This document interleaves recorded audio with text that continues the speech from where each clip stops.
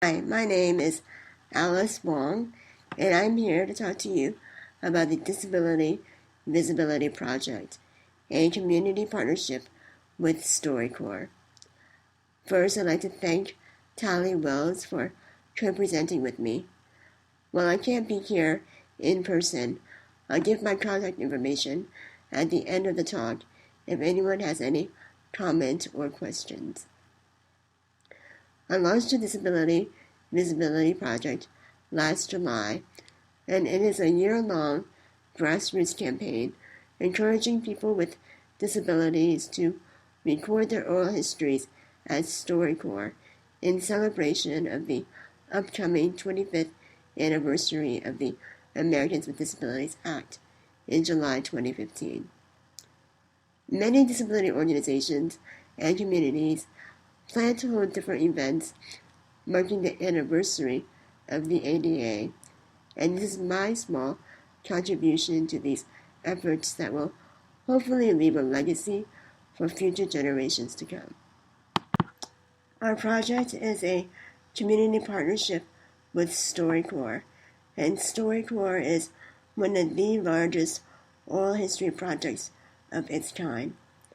Millions listen to their weekly broadcasts on NPR's Morning Edition and additional stories on their website. StoryCorps' mission is to provide people of all backgrounds and beliefs with the opportunity to record, share, and preserve the stories of our lives. StoryCorps does this to remind one another of our shared humanity, to strengthen and build the connections between people, to teach the value of listening, and to weave into the fabric of our culture the understanding that everyone's story matters. Since 2003, StoryCorps has collected and archived more than 50,000 interviews with over 90,000 participants. I especially want to thank the staff at StoryCorps for being receptive to the idea of this project and for their strong support throughout the entire process. Please note that the Disability Visibility Project is merely a community partnership. We do not have any formal relationship with StoryCorps, nor do we speak for or represent StoryCorps in any way.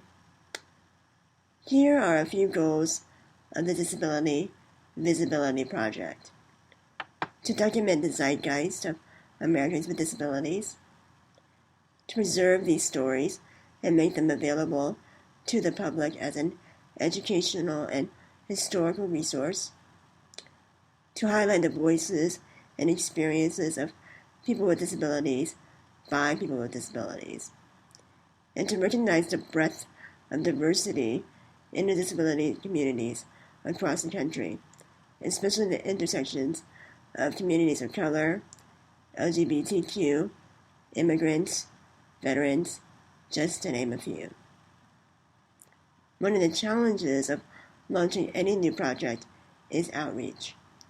I utilize social media to reach out to people with disabilities, encouraging them to participate through several platforms: our website, Twitter, and Facebook. I reblog articles and create new content on our website about disability issues to engage with our community, keeping the conversations going. As a grassroots campaign, the DVP also has media partners. These are our individuals, organizations, or companies who spread the word about our project. To thank our media partners, I create blog posts highlighting their work, giving them a shout out. In fact, Tally Wells' group, I Am Olmstead, is our 70th media partner. You'll learn more about the I Am Olmstead project after this presentation. Here's a brief description of how StoryCorps works. StoryCorps is located in San Francisco, Chicago, Atlanta, and a mobile tour that travels all over the country. Participants make a reservation by phone or online from the StoryCorps website. StoryCorps interviews are conducted between two people who know and care about each other. The interview can be more of an informal conversation depending on the two people. A trained facilitator guides participants through the interview process. At the end of each 40-minute recording session, participants receive a CD with a copy of their interview. With their permission, a second copy is archived at the American Folklife Center at the Library of Congress. Participants can use and share the recordings however they see fit. Our project does not provide any guidelines on topics to discuss. Participants don't even have to mention the ADA. The primary goal is to center the conversation on the lived experience of disability.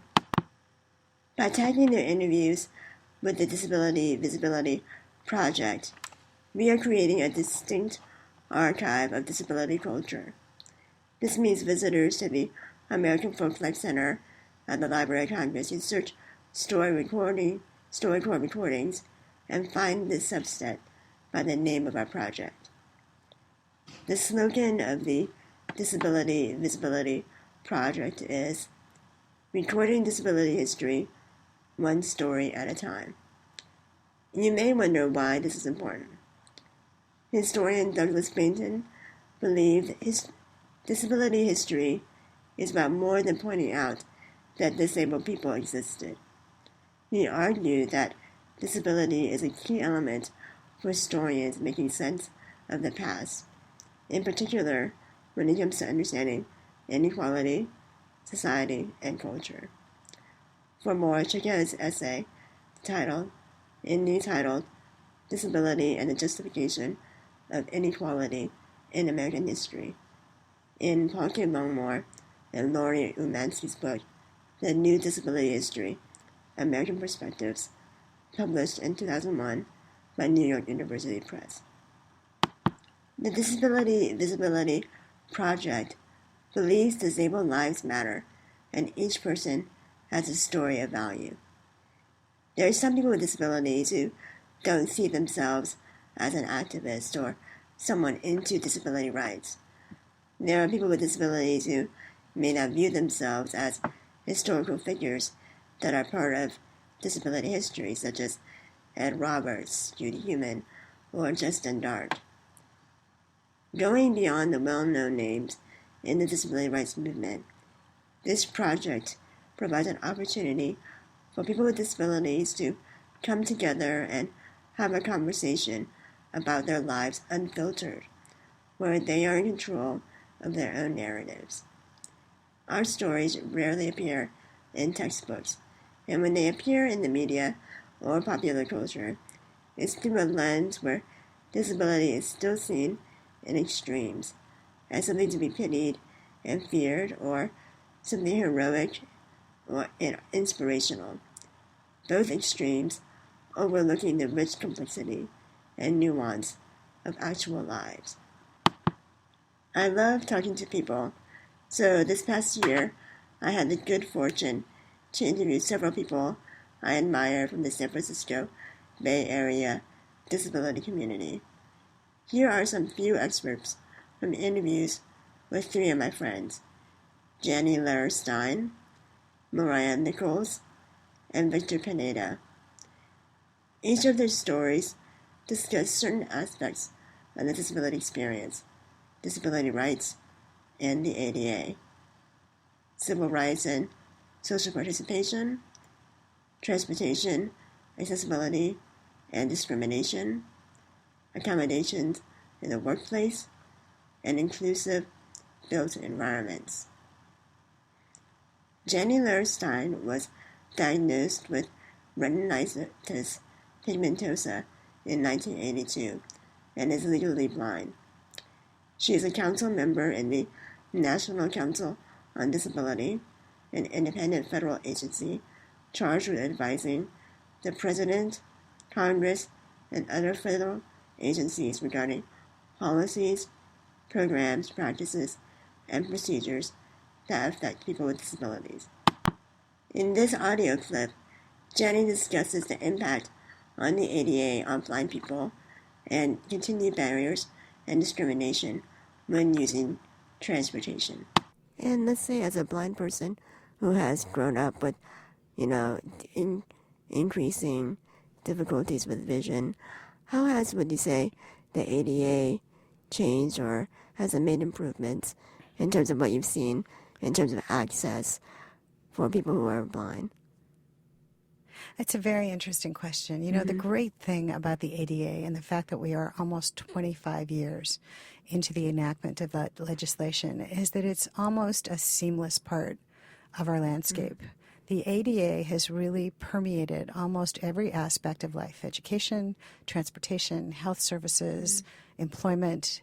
And when it is properly acknowledged and implemented, it really enables someone like me with a fairly severe disability to be fully included and participating in life just the way everybody else is, with the same expectations, the same ability to perform, and very closely, very nearly, the same enjoyment level. And I do know that you're also a lawyer, so I would like to know a little bit from your take on, there's so many, I think, misconceptions and stereotypes about the ADA in terms of misinformation. What do you think people should know about in terms of the rights of people with disabilities, and that, it really is a civil right? But what is your take in terms of your background as a lawyer? I guess one of the biggest concerns that I have as a person with a disability and talking about the ADA is just being sure that everybody understands that this is very much part of the civil rights movement in America. It may be the last frontier, but is most definitely a full participant. So just as people have the right to speak freely and to live the lives that they choose, so do Americans with disabilities. And the ADA is simply the vehicle that enables people with disabilities to participate in society as completely as anyone else. There certainly have been moments in my life where I have been frustrated by my inability to participate in whatever life function it is that I am seeking to engage in at that moment. Mostly these issues, for me, involve transportation. Transportation is very difficult for someone who is blind, cannot see, and cannot drive. And until very recently, there were many barriers to both public and private transportation. I'm hopeful that with the help of technology and with the increased acceptance and implementation of the ADA, that many of those barriers will fall away. And my life has continued to improve in that respect. Yeah, and it's, very sad commentary to me, I think, that despite the ADA being in place for pretty much 25 years, that time and time again, people with guide dogs, when they take taxis, they are outright discriminated and refused rides. And this continues to happen, and guide dogs are continually not allowed in restaurants and other public places, even though it's clearly, stated in the ADA that it should be allowed. So have you had any encounters like that? The guide dog issue is something that has been very close to my personal experience for a long time, because I had the great privilege of having a relationship with my dog, Nanaimo. And Nanaimo went with me just about everywhere as he was entitled to go and as I needed him to do. I don't think that people truly understand the intense value of being served by a guide dog. The guide dog really takes on the responsibility for your safety if you cannot have the mobility that other people have because you cannot see. I don't think that the vast majority of the American public really appreciates the tremendous experience and the value of guide dogs, or the extent to which they are true professionals. So many times I would be out in public and someone would ask if they could pet or play with my guide dog, because the guide dog is still a dog and looks like an adorable pet, just like so many other adorable dogs. But in addition to that, there have been many times where I have been denied access to a restaurant, to a store, to a taxi, to a bus, because I have a dog with me. And I think it is imperative that for as long as we are here and we have disabilities, we continue to reach out and educate people about their legal rights to have and use guide dogs, and encourage the American public to support those of us who use guide dogs and get such benefit from their use. Yes. In this second audio clip, I interviewed my friend Mariah Nichols, a deaf mom who blogs about deaf culture, Down syndrome, travel, and disability. Her blog, A Little Moxie, covers, quote, stories related to one travel-hungry deaf mother finding her way through parenting 3 children, one with Down syndrome, end quote. Mariah's A Little Moxie blog can be found at www.mariahnichols.com. We talked about the difficulties in requesting for accommodations, such as interpreters and other simple communication devices.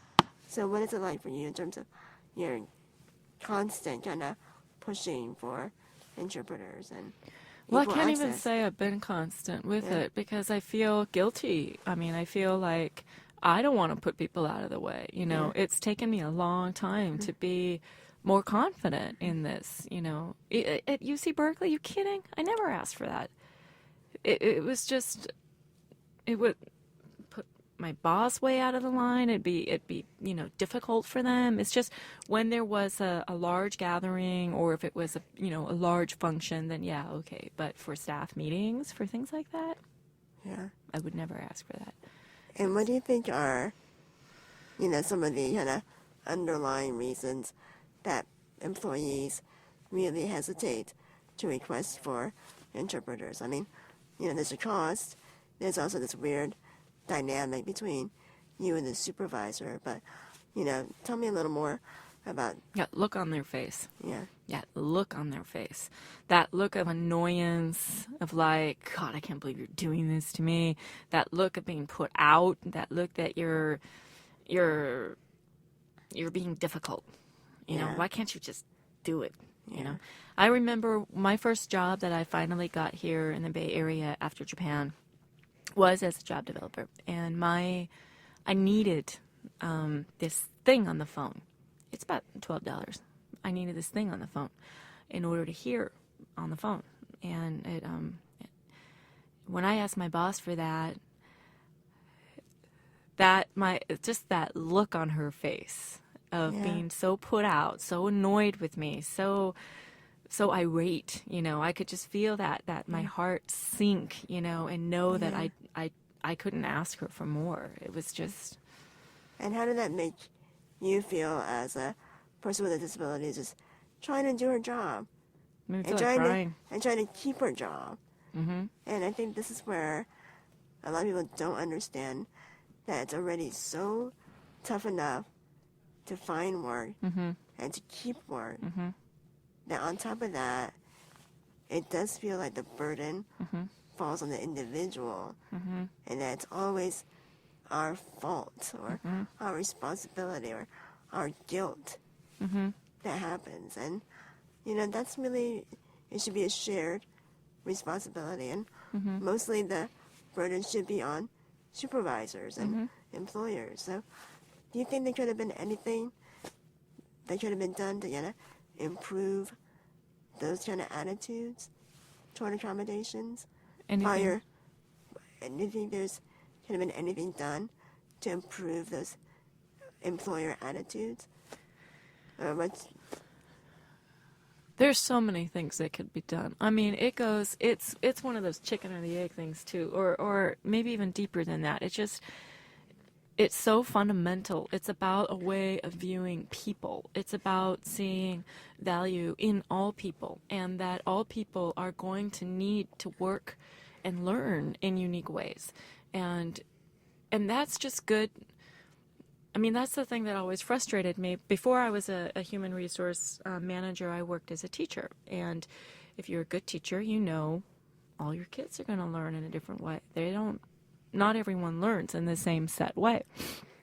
And then when you're in human resource management, everybody works, or they will perform better in slightly different ways. Some people will do a much better job if they can listen to music. Some people will do a much better job if they can look at a plant when they're working, or, it's different, little tweaks. And then you have disability in the picture, and people think it's this great big thing, when really it's not. Most of the time it's very simple. Most of the time it's they're things that should be done for everybody. It's just good human resource management. In this third and final audio clip, I interview my friend Victor Pineda, who is a wheelchair user who has the same neuromuscular condition as mine. Victor is an adjunct professor in the Department of City and Regional Planning at the University of California at Berkeley, and specializes in urban planning and international development with a focus on youth with disabilities. We discuss what are the keys for an inclusive city. I think what you're really getting to is the fact that the word inclusive, and to get back to how we started this conversation, which is basically, what is an inclusive city? What does an inclusive city look like? Which, quite frankly, is the basis of my kind of philanthropic or educational work, or my research is really sort of, what are the keys to the inclusive city? How do we unlock the ramp to the inclusive city? Yeah, what do you say are the main features of an ideal city that welcomes all types of bodies, all types of functioning, all types of disabilities? Yeah, I think it's based on three key principles. One is basically equal access and equal opportunity. So you think about different things the city has: libraries, schools, transportation systems, jobs, and really putting into place kind of the infrastructure, the laws that protect people to equally access parts of the city and the benefits of those cities. Two, I think, really is kind of an engaged, thriving community or communities that interact, because I think that's where you really are able to have social consciousness. It's not only about teaching people or having awareness campaigns, but it's really about people connecting and having their own cultures kind of intermingling. So we have a lot of those kind of experiences here in San Francisco, right? Where you've got the Chinese communities and the Hispanic communities, and LGBT and immigrant communities and the tech communities, and people with disabilities are involved in all those, right? But so I think an inclusive city has those kind of thriving communities that interact. And the third, which I think is the most important, which is really an opportunity for kind of constantly revisiting your history, so that you have a real sense of kind of where you come from, whether it's you as a person with a disability, whether it's you as an immigrant, whether it's you as an LGBT, because the inclusive city can have ramps, it can have all these things, and they can have these communities that work together. But I think that the histories give more of a grounding to the sort of the continuity of your journey. Yeah. And so it makes the city and policies of these cities and the future plans of these cities. These are just several stories out of many others recorded for the Disability Visibility Project. I don't know about you, but I thought these stories were incredibly powerful, and stories like theirs need to be told and shared. Since this project began last July, I've been astounded by the response in the Bay Area and all over. On January 16th of this year, NPR's Morning Edition broadcasted a StoryCorps segment that was from our project. This was a wonderful way for the DVP to start the new year, since less than 1% of all StoryCorps recordings make it on air.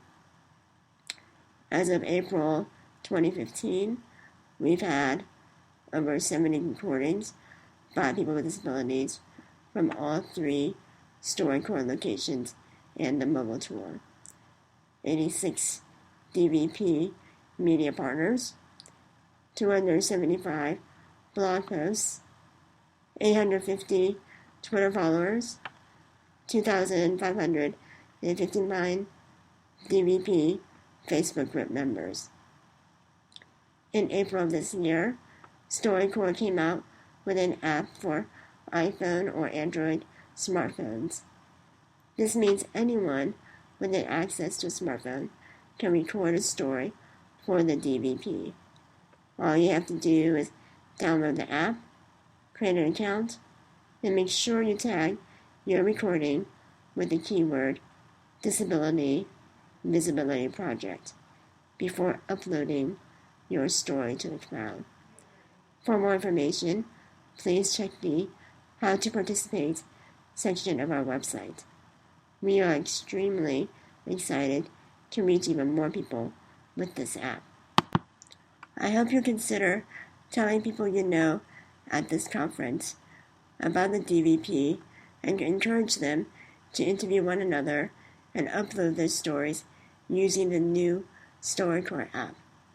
For any questions or comments, feel free to reach me by email at alicat155@gmail.com, Twitter at DISBISIBILITY,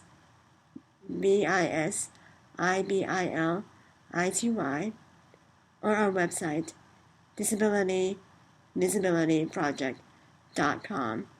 And more information on StoryCorps can be found at storycorps.org. Thank you so much.